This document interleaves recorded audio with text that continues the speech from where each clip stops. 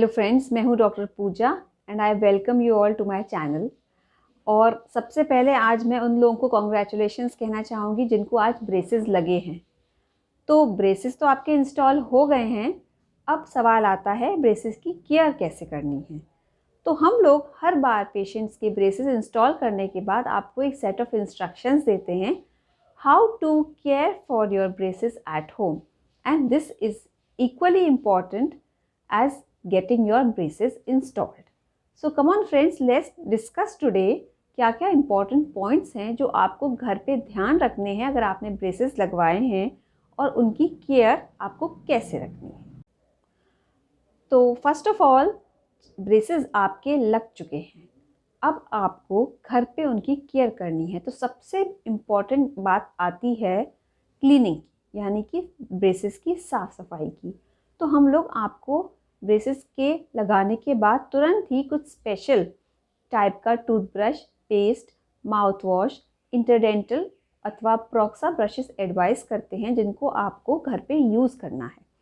Use कैसे करना है आपको, ये मैं आपको अपने पेशेंट के एक वीडियो में समझाती हूँ।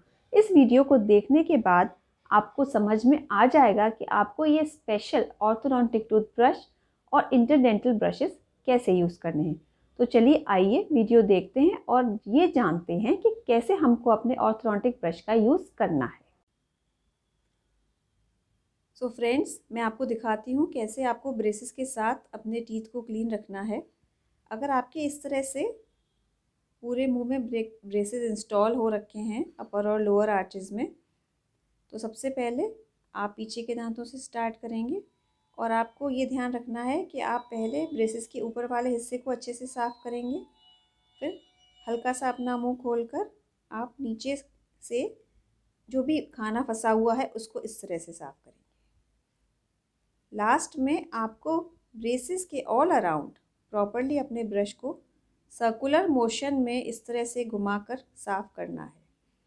मैं आपको फिर से बताती हूँ एक बार, ब्रेसेस के ऊपर का एरिया, ब्रेसेस के नीचे का एरिया, ब्रेसेस के ऑल अराउंड, इस तरह से आपको साफ़ करना है। आपको इस तरह से आगे बढ़ते हुए जाना है और आप कोशिश करनी है कि आप मिनिमम 10 से 15 सेकंड हर दांत पे दें। एक बार में आप 3 दांत अच्छे से क्लीन कर सकते हैं। अंदर की सतह पे आप जो नॉर्मल ब्रशिंग है इस तरह से कर सकते हैं, नीचे के दांतों को इस तरह से साफ़ कर सकते हैं। जिस सतह से हम खाना चबाते हैं वो ये सतह होती हैं, वो हमारी ये सतह हैं जिनसे हम खाना चबाते हैं। इन पर आप ब्रश इस तरह से रखें और आगे पीछे वाले मोशंस को दोहराकर पूरा फंसा हुआ खाना निकाल सकते हैं। नीचे से इस तरह से सामने के दांतों को साफ़ कर सकते हैं। ऐसे ही सिमिलरली नीचे के दांतों में आपको ध्यान रखना है कि आप ब्रेसेस के नीचे वाले हिस्से को इस तरह साफ़ करें, ब्रेसेस के ऊपर वाले हिस्से को इस तरह से साफ़ करें और ब्रेसेस के ऑल अराउंड अच्छे से आप साफ़ करें, ताकि आपके ब्रैकेट के अलावा और भी कोई अगर अटैचमेंट्स लगे हुए हैं तो वो पूरी तरह से क्लीन हो जाने चाहिए। खाना बिल्कुल भी फंसा हुआ नहीं रहना चाहिए। इस तरह से हमें हमारे दांत ब्रेसेस के साथ एकदम चमकते हुए दिखाई देने चाहिए।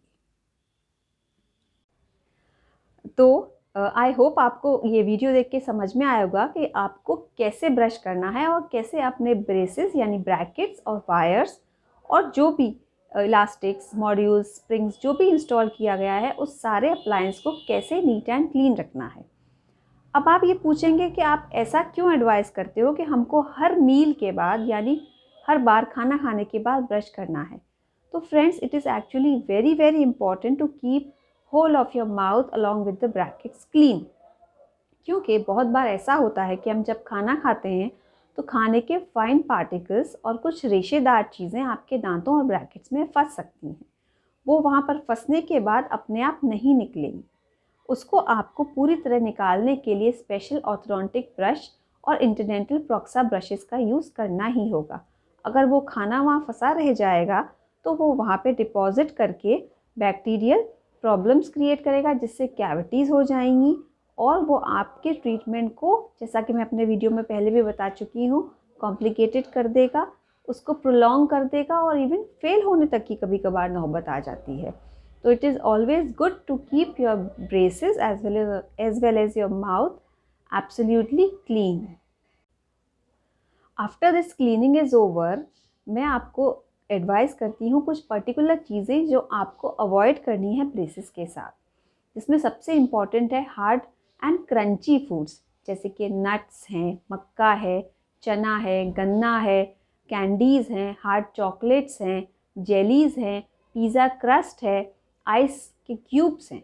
तो फ्रेंड्स, ये सारी चीज़ें हैं जिनसे आपके ब्रैकेट्स और आपका अप्लायंस डैमेज हो सकता है, इसलिए आपके ऑर्थोडोंटिस्ट इनको अवॉइड करने के लिए बोलते हैं। यानी आपको ये चीज़ें बिल्कुल भी नहीं लेनी है अगर आप ब्रेसेस का ट्रीटमेंट ले रहे हैं। बहुत बार ऐसी चीज़ के ऊपर बाइट करने से आपका ब्रैकेट जो है वो दांत की सतह के ऊपर से टूट सकता है, यानी कि डिबॉन्ड हो जाता है। आपका वायर टूट सकता है और आपको वो पिंच कर सकता है, जिससे आपको प्रॉब्लम होती है। तो मेरा एडवाइस ये है कि आप इस तरह की हार्ड चीज़ों को, क्रंची और स्टिकी चीज़ों को बिल्कुल भी न लें। दूसरा मेरा एडवाइस ये है कि जैसे फ्रूट्स हैं, जैसे एप्पल है, गुआवा है और अदर हार्ड फ्रूट्स हैं, आप इनको छोटे बाइट साइज पीसेस में कट करिए और छोटे पीसेस को अपनी दाढ़ों में यानी मुंह के अंदर रख के आराम से चबाकर खाइए। हार्ड फ्रूट्स के आपको छिलके भी निकाल लेने चाहिए और सिर्फ सॉफ्ट पार्ट को यूज़ करना चाहिए। तो मेरी एडवाइस ये है, जो भी बड़े फ्रूट्स हैं, हार्ड फ्रूट्स हैं, वेजिटेबल्स हैं, उनको आप बिल्कुल छोटा पीस कर मुंह में अच्छे से अंदर रख के चबा चबा कर ही खाएं। सो फाइनली फ्रेंड्स, लास्ट में मैं ये कहना चाहूँगी, अगर फिर भी सारे प्रिकॉशंस लेने के बाद भी अगर आपसे एक्सीडेंटली कोई भी ब्रैकेट डिसलॉज हो जाता है, कोई वायर टूट जाता है, तो you no need to worry at all. आप बस हमको फ़ोन पे इत्तला कर दें और हमारे ऑफिस से अपॉइंटमेंट ले लें, ताकि हम उसका समय रहते रिपेयर कर सकें। दूसरी बात, अगर ऐसी इमरजेंसी में आपको कोई वायर चुभ के पोक करने लगता है, तो आप डेंटल वैक्स का यूज़ कर सकते हैं। ये एक स्पेशल प्रकार का डेंटल वैक्स है, इसे ऑर्थोडोंटिक वैक्स भी कहते हैं। आप इसका एक छोटा सा पीस लेकर इसको सॉफ्ट करके राउंड शेप में जो भी वायर आपको पिंच कर रहा है उसके ऊपर आप इसे जेंटली प्रेस कर दें। उसके बाद आप अपना नॉर्मल रूटीन काम कर सकते हैं। मीनवाइल अगर आपकी कोई छाला हो गया है तो उस पर आप छाला लगाने वाली जेल या दवा अपने ऑर्थोडोंटिस्ट से पूछ सकते हैं। जब तक आपका छाला ठीक नहीं होता और आप हमारे डेंटल क्लिनिक में विजिट नहीं कर पा रहे हैं, तब तक आप इस ऑर्थोडोंटिक वैक्स का यूज़ करें और जितना जल्दी पॉसिबल हो आप अपॉइंटमेंट ले लें, ताकि हम आपके टूटे हुए ब्रैकेट, ब्रेसेस वगैरह को दोबारा असेंबल करके उनको रिपेयर कर दें, ताकि आपका ट्रीटमेंट अच्छे से चलता रहे। So no need to worry, अगर कुछ ऐसा हो जाता है तो आप हमें कॉल करके अपना काम कंप्लीट करा सकते हैं। और सारे प्रिकॉशंस लेने के बाद भी कुछ भी अगर ऐसा होता है तो उसके लिए आप ये ध्यान रखें, भविष्य में आप ऐसा कुछ भी ना लें, ऐसा कोई टाइट फ्रूट, कोई हार्ड फ्रूट, कोई च्यू फ्रूट, कोई इस तरह के खाने की चीज़ों को अवॉइड करें जिससे ऐसी प्रॉब्लम दोबारा ना आए। आई होप आपको आज का ये वीडियो हेल्पफुल लगा होगा और आपको इससे पता चला होगा कि ब्रेसेस लगवाने के बाद आपको घर में कैसे अपने ब्रेसेस की केयर करनी है। Thank you friends for watching the video. If any case you have any doubt, you can WhatsApp us and call us. We will be happy to answer your queries. Thank you.